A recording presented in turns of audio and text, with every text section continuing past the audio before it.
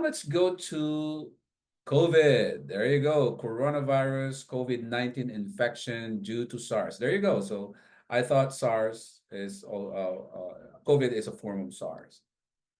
Okay, you guys ready? Okay.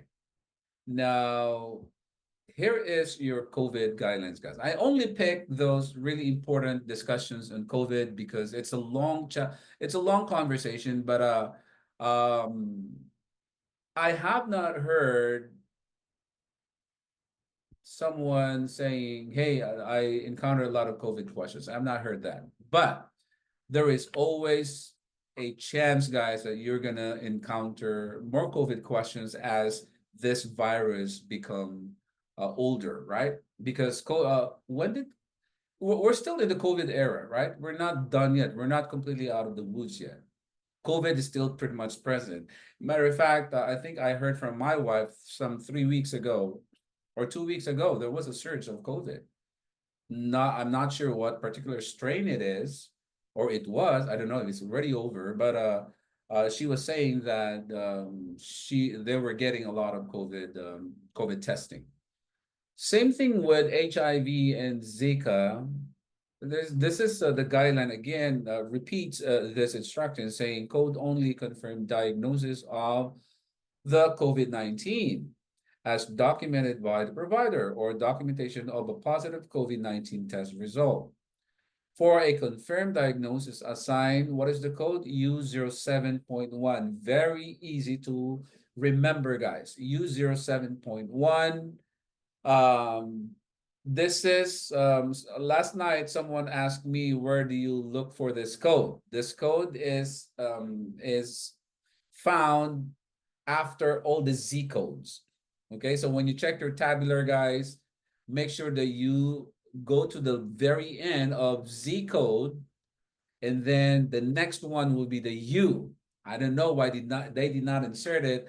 I I can, I can offer my best answer why I did not insert this U between V and T, right? Is it because there are only three codes for U? So you get lost if you insert that between the T and the V. So they decided they're gonna put U after all the Z codes. So that's where you find this user 7.1. Now again, there's mention of in the hospital inpatient guideline. It is said here that in this context, confirmation does not require documentation of positive test result for COVID-19. Okay, the documentation by the provider is sufficient for you guys to assign the code for COVID-19. I mean, physicians' statement saying patient has COVID, then you don't need a confirmation whether this is valid or not. So you have to assign the code user 7.1. Okay, if the provider documents suspected, possible, probable, or inconclusive, do not assign user 7.1. Instead, code the signs and symptoms reported. You guys remember those days when, for people who have infected with COVID, you guys remember that when you're starting to feel the effect of COVID manifestations, there were multiple signs and symptoms, right? When COVID actually started, everybody was confused, right? Everybody didn't know if what they're having signs with, like abdominal pain, like nausea, vomiting. They didn't know if it was COVID or not because the disease was very new. The world was introduced to this disease, and nobody knew what those manifestations were, right? So I remember, when COVID happened, I was still working at Kaiser Permanente. Uh, we were instructed that you have to capture all the symptoms, the signs and symptoms, because we don't know if this was COVID related or not COVID related. So, and we found out that there are actually different manifestations of COVID. right? So you remember those days, guys? Abdominal pain. I myself, I had, some diarrhea, loss of sense of smell, right? Loss of sense of taste, and there are multiple signs and symptoms about the COVID. Arthur says the diagnostic test deemed questionable. Yeah, back in the day, right? The diagnosis test was questionable. We weren't sure yet back in the day, right? And only after some series of trial and testing, guys, and they finally were able to establish what those correct manifestations or signs and symptoms of the disease. Okay, so you are to assign all the signs and symptoms if the test was inconclusive. So that is what the guidelines are saying. Now, how do we sequence COVID? Let's read. When COVID-19 meets the definition of principal diagnosis, code user 7.1, which is COVID-19, should be sequenced first, followed by the appropriate codes for associated manifestations, except when another guideline requires that certain codes be sequenced first, such as obstetrics, sepsis, or transplant complications.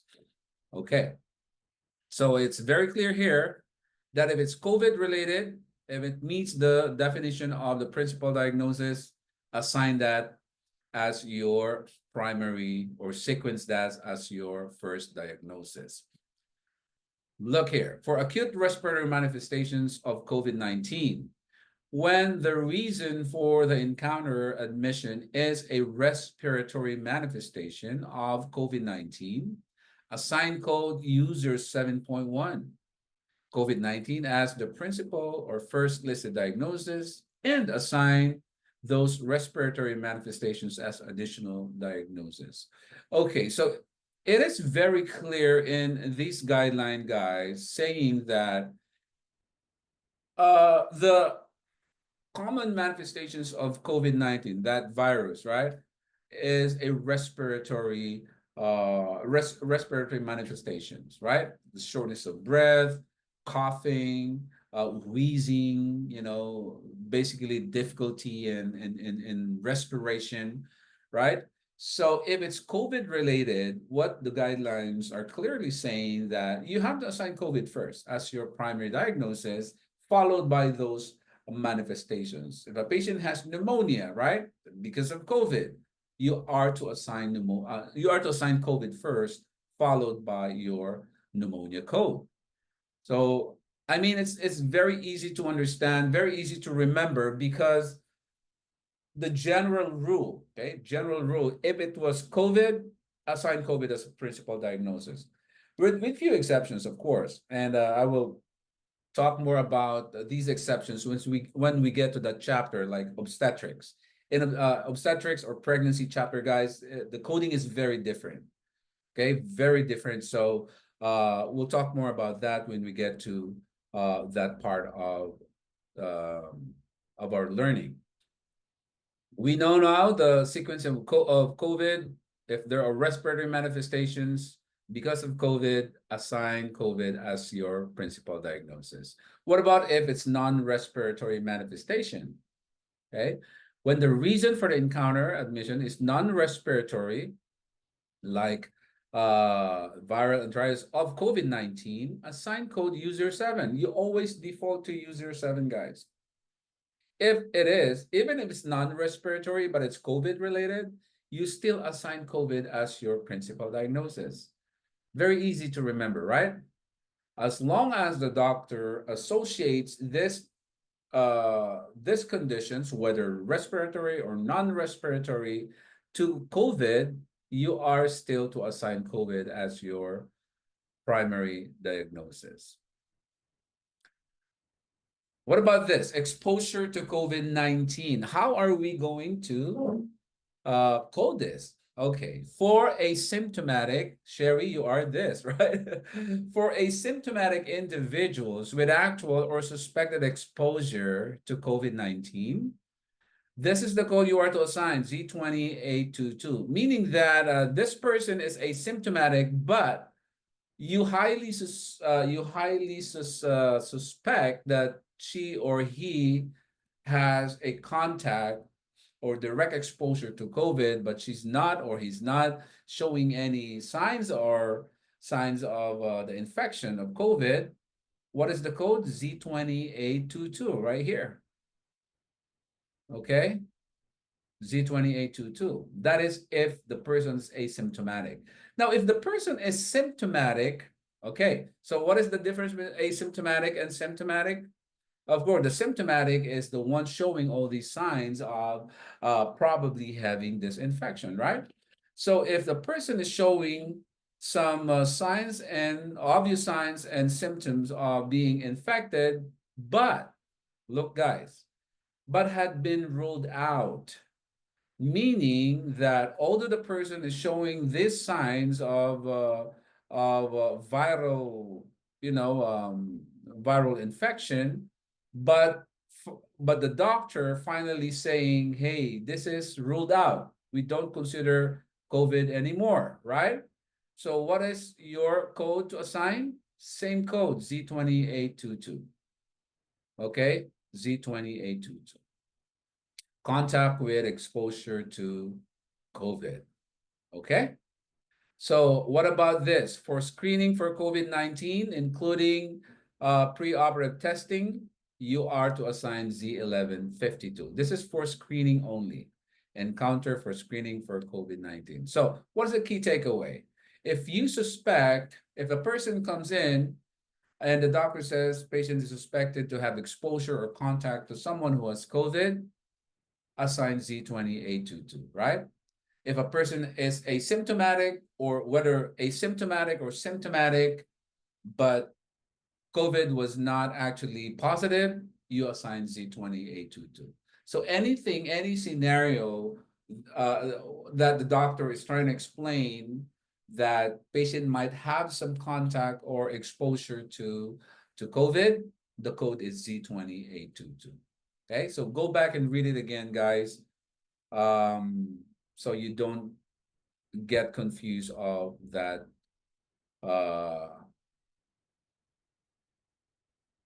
of that statement. Okay. What about this? So we're done with that. What about this? For patients presenting with any signs, symptoms associated with COVID-19, such as fever and etc., but a definitive diagnosis has not been established, assign the appropriate code for each of the presenting signs and symptoms, such as acute cough, shortness of breath, and fever. If a patient with signs and symptoms associated with COVID also has an actual or suspected contact with exposure, assign Z2822. Well, this is the same as, a person is symptomatic, meaning the person is showing all these signs of getting infected, right? You still assign the Z2822 because it pretty much says the same thing. And also assign the different signs and symptoms codes. Okay, let's read this. Asymptomatic individuals who test positive for COVID-19, what do you do? Well, this is a test positive, right?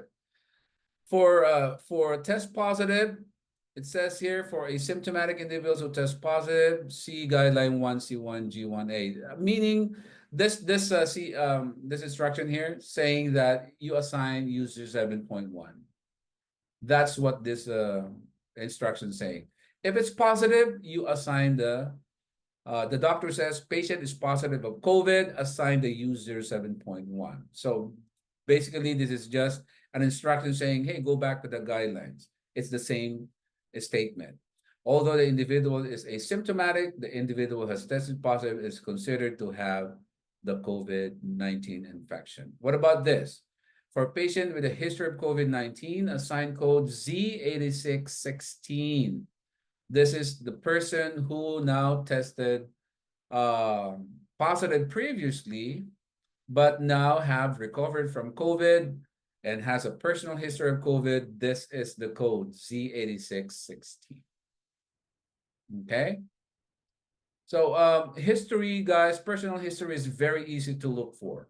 If you go to alphabetic index, go to history, go to personal, and look for that specific condition that the patient has a previous exposure or previously tested positive, and you will find the code. What about this? Follow-up visits after COVID-19 infection has resolved, saying for individuals who previously had COVID-19 without residual symptoms or conditions, okay, and are being seen for follow-up, evaluation and COVID-19 test results are negative. What is the code? This is the code Z09, meaning that if a patient goes back to have to be evaluated for COVID, and this person had a previous exposure or previously tested positive, and now coming back for a follow-up or re-evaluation, this is the code Z09. Encounter for follow-up examination after completed treatment for conditions. Okay. And of course, assign the personal history Z86.16 for personal history of COVID. And lastly, for follow-up visits for individuals with symptoms related to a previous COVID-19 infection, see guideline 1C1G1M. And this 1C1G1M actually is saying, hey, assign the code for history of COVID, and also assign that code for any signs and symptoms. Matter of fact, let me show you where this 1C1G1M. Let me see if I can find that. It's right here. See this? 1C1G1M is somewhere down right here. See this? Letter M. Post-COVID-19 condition. Let's read. For sequela of COVID-19 or associated symptom or conditions that develop following a previous COVID-19 infection, for the specific symptoms or conditions related to the previous COVID-19 infection, if known, and code user 9.9 post-COVID-19 condition unspecified. So if a person has a condition that is still related to the previous COVID, guys, and that condition is the one being treated, what is the code? This is the code. U09.9. Okay? Which means that person had already experienced and had suffered with COVID, but this time person is complaining about a condition or a specific disorder, right? That is COVID related. Although that COVID already healed, but patient continues to experience this, what we call the long hauler. Have you guys heard that term, long hauler? Meaning that COVID had already been cured way, some time ago, but a person still is experiencing this, long effect or late effect of COVID. So what is the code? User 9.9. And what else you are to assign? Code user 9.9 should not be assigned for manifestations of an active COVID. If the COVID is active, you are not to assign this. You're only assigning user 9.9 if it was a previously healed COVID and the person is having still signs and symptoms, right? But for active COVID, you are not to assign this.